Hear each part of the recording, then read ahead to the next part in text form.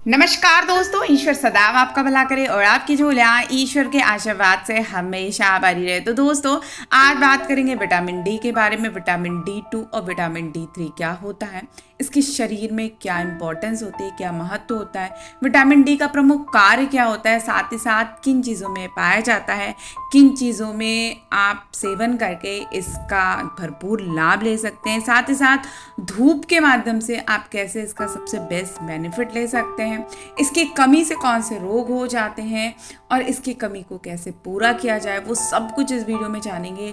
तो आपसे बस इतनी प्रार्थना है कि यदि चैनल पर नए हैं तो चैनल को लाइक और सब्सक्राइब ज़रूर कर दें। तो दोस्तों, बात करेंगे कि विटामिन डी होता क्या है।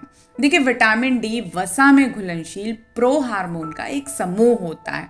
इसके मुख्य रूप से दो प्रकार होते हैं, पहला विटामिन D2 और दूसरा विटामिन D3। त्वचा जब धूप के संपर्क में आती है तो शरीर में विटामिन डी निर्माण की प्रक्रिया आरंभ होती है। यह मछलियों में भी पाया जाता है। विटामिन डी की मदद से कैल्शियम को शरीर में बनाए रखने में मदद मिलती है, जो हड्डियों की मजबूती के लिए बहुत ज़्यादा आवश्यक होती है। इसके अभाव में हड्डियां कमज़ोर हो जाती हैं, वो टूट भी सकती हैं। इसके अलावा vitamin D cancer, TB, corona और अवसाद जैसी समस्याओं में भी बहुत ज़्यादा फायदेमंद होता है। प्राचीन काल से ही धूप को विटामिन डी का सबसे बड़ा स्रोत माना जाता है, लेकिन आज के टाइम में जहाँ गलियाँ बहुत सक्रिय हैं और इसके अलावा आजकल जिस तरह के वर्क सिस्टम है, वर्क इन्वायरमेंट है, साथ ही साथ फ्लैट में रहने वाली जो महानगर की जनता है, वहाँ के लोगों के लिए सुबह के समय निकलना और इस तरह की धूप लेना बहुत ही मुश्किल होता जा रहा है। देखिए, विटामिन डी शरीर की ऐसी कोशिकाओं की क्रिया वृद्धि में मदद करती है जो उनके डिफेंसिव सिस्टम को मजबूत करती है। जैसे कि यदि हमारा शरीर है, उसकी रक्षा जब भी बाहर के किसी भी तत्व से करनी होती है तो विटामिन डी का शरीर में होना बहुत ज़रूरी है, क्योंकि मानव प्रतिरक्षा प्रणाली को मजबूत बनाने में ये बहुत महत्वपूर्ण भूमिका निभाती है। और यदि आपके शरीर में इसकी कमी है तो आपका शरीर बाहरी संक्रमण पर प्रतिक्रिया देने में असमर्थ हो जाता है। इसलिए विटामिन डी को किसी भी तरह से अपने शरीर में कम नहीं होने देना चाहिए। देखिए, प्राचीन काल से हमारे देश में सूर्य नमस्कार, धूप की रोशनी लेना, धूप के सामने बैठ के सूर्य का त्राटक करना, इसके अलावा अन्य बहुत सारी गतिविधियां की जाती थी। लेकिन जैसे जैसे मॉडर्न सिविलाइजेशन बढ़ती जा रही है, लोग अपनी चीज़ों से पीछे होते जा रहे हैं, लेकिन फिर से हमें उसी आयुर्वेद का सहारा लेना पड़ रहा है और उन्हीं चीज़ों को अपने जीवन में शामिल करना पड़ रहा है जिन चीज़ों को हम छोड़ने लगे थे। देखिए, विटामिन डी शरीर के कई रोगों से निजात दिलाता है, लेकिन ये आपको फ्री में मिलता है। धूप की रोशनी एक ऐसी रोशनी है जो आपके शरीर को पर्याप्त मात्रा में विटामिन डी देती है, लेकिन इसको लेने का तरीका होता है। यदि आप सोचते हैं कि दोपहर के समय, दिन के समय हम कभी भी धूप के सामने बैठ जाएंगे तो आपको वो विटामिन डी नहीं मिलेगा। विटामिन डी का सबसे अच्छा जो समय होता है सूरज से लेने का, वो सुबह का समय होता है, सूर्योदय से लेकर 8 बजे तक का, और शाम में सूर्यास्त होने से 1 घंटा पहले तक का जो समय होता है। यदि इस समय आप सूर्य की रोशनी लेते हैं और हफ्ते में यदि 2 से 3 बार भी लेते हैं, कम से कम 15 से 20 मिनट, तो आपके जो शरीर है उसको पर्याप्त मात्रा में विटामिन डी की पूर्ति हो जाती है। देखिए, मोटापा बढ़ने में भी विटामिन डी जो होता है वो बहुत महत्वपूर्ण भूमिका निभाने लगा है, क्योंकि जब विटामिन डी का स्तर शरीर में कम हो जाता है तो शरीर का मोटापा बढ़ने लगता है। इसके अलावा जिन महिलाओं के शरीर में विटामिन डी की कमी होती है वो उदास व तनाव में रहने लगती हैं। अगर आप शारीरिक श्रम कर रहे हैं और पसीना आता है तो स्वाभाविक बात है, लेकिन किसी बिना श्रम के ही, बिना किसी मेहनत के ही आपको दिन रात पसीना आ रहा है तो बिल्कुल सामान्य बात नहीं है। विटामिन डी के स्तर की जांच जरूर करा लीजिए। इसके अलावा हड्डियों में बेवजह दर्द हो रहा है तो ये भी विटामिन डी की कमी का एक बहुत बड़ा लक्षण है। मौसम के बदलते अब हर बार आप बीमार हो जाते हैं, उल्टी, दस्त, बुखार या जुकाम हो जाता है, तो भी एक बार आपको विटामिन डी का परीक्षण अपने शरीर में कितने लेवल है ये ज़रूर करवा लेना चाहिए। इसके अलावा विटामिन डी की कमी से शरीर का एनर्जी लेवल डाउन हो जाता है, सारा दिन थकान महसूस होती है, मन किसी काम में नहीं लगता है। इसके अलावा आप समय से पहले वृद्ध दिखने लगते हैं और चेहरे पर झुर्रियाँ पड़ने लगती हैं। इसके अलावा विटामिन डी की कमी से आपका ब्लड प्रेशर भी बढ़ सकता है और पाचन संबंधित समस्याएं, मसूड़ों की बीमारियां भी हो जाती हैं। तो अब बात करेंगे कि विटामिन डी की कमी किन स्रोतों से पूरी करें। तो सबसे पहला होता है विटामिन डी और D3 जो होता है वो आप सूर्य की रोशनी के लिए, उसके लिए सबसे बड़ा स्रोत है। इसके लिए एकदम सुबह की धूप या शाम सूर्य के अस्त होने से 1 घंटे पहले की धूप सबसे बेस्ट होती है। इससे चर्म रोग का खतरा भी कम होता है, खासकर जो लोग चर्म रोग से प्रभावित हैं या जिन लोगों को संक्रामक बीमारियां बहुत होती हैं वो धूप की रोशनी ज़रूर लें।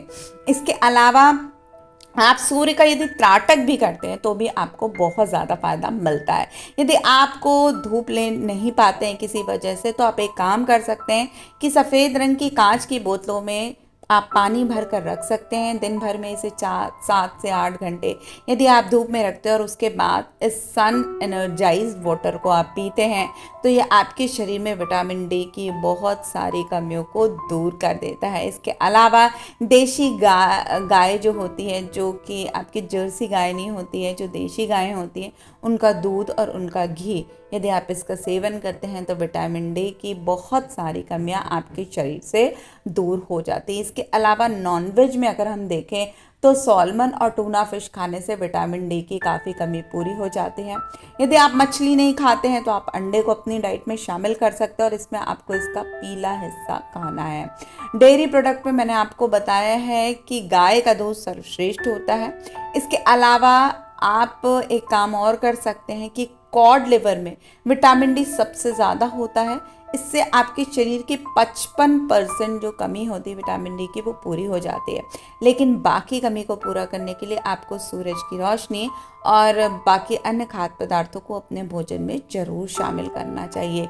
कॉड लिवर के लेने से हड्डियों की कमज़ोरी भी दूर होती है। इसके अलावा गाजर और शाकाहारी पदार्थों में सोया उत्पाद भी काफ़ी फायदेमंद होते हैं। इसके अलावा मशरूम और मखाने, इन चीज़ों का सेवन भी विटामिन डी की जो कमी है उनको दूर करने में बहुत मददगार होते हैं। लेकिन यदि आपके विटामिन डी का लेवल काफ़ी कम है तो अपने डॉक्टर से सलाह लें, क्योंकि आजकल इंजेक्शन के माध्यम से भी विटामिन डी का स्तर कुछ हद तक ऊपर लाया जा सकता है। लेकिन इसके लिए सबसे अच्छा तरीका यही रहेगा कि आप प्राकृतिक रूप से धूप की रोशनी लें। धूप की रोशनी 15 से 20 मिनट भी यदि आप शरीर पे लेते हैं और यदि आप कम से कम कपड़ों में या आप सफ़ेद कपड़ों में धूप की रोशनी लेते हैं 15 से 20 मिनट, खासकर अपने नाभि के हिस्से में, तो आपकी विटामिन डी की काफ़ी हद तक, खासकर 70 से 80% जो कमी है वो धूप की रोशनी ही पूरी कर देती है।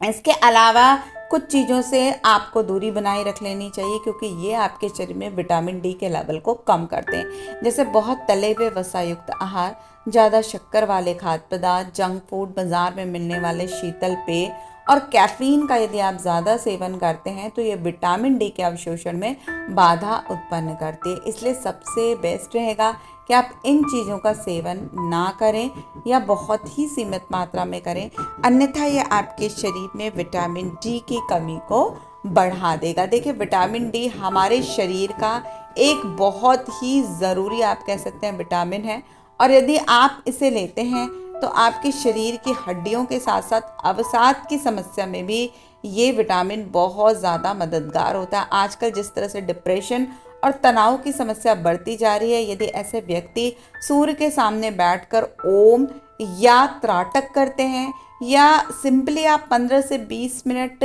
ध्यान करते हैं, मेडिटेशन करते हैं, तो भी आपकी विटामिन डी की कमी तो दूर होगी ही होगी, अवसाद और तनाव की समस्या भी दूर होगी और आपकी जो हड्डियां हैं वो बहुत मजबूत हो जाएंगी। और यही वजह है कि प्राचीन काल से हमारे देश में सूर्य नमस्कार, सूर्य त्राटक, यहाँ तक कि जीवन के हर अंग में धूप की रोशनी बहुत ज़रूरी है, क्योंकि जो कुछ भी हम खाते हैं वो बिना सूरज की रोशनी के उसमें प्राण नहीं आ सकते हैं। तो ऐसी प्राणदायी सूरज की रोशनी को अपने जीवन में ज़रूर अपनाएं। साथ ही साथ खाने के अपने जो आहार विहार के नियम हैं उनको बदलें तो निश्चित रूप से आप विटामिन डी की जो कमी है आपके शरीर में उसको पूरा कर सकते हैं और अनेक प्रकार की बीमारियों से बच सकते हैं। तो दोस्तों, आशा करती हूँ ये वीडियो आपके लिए मददगार रहा होगा।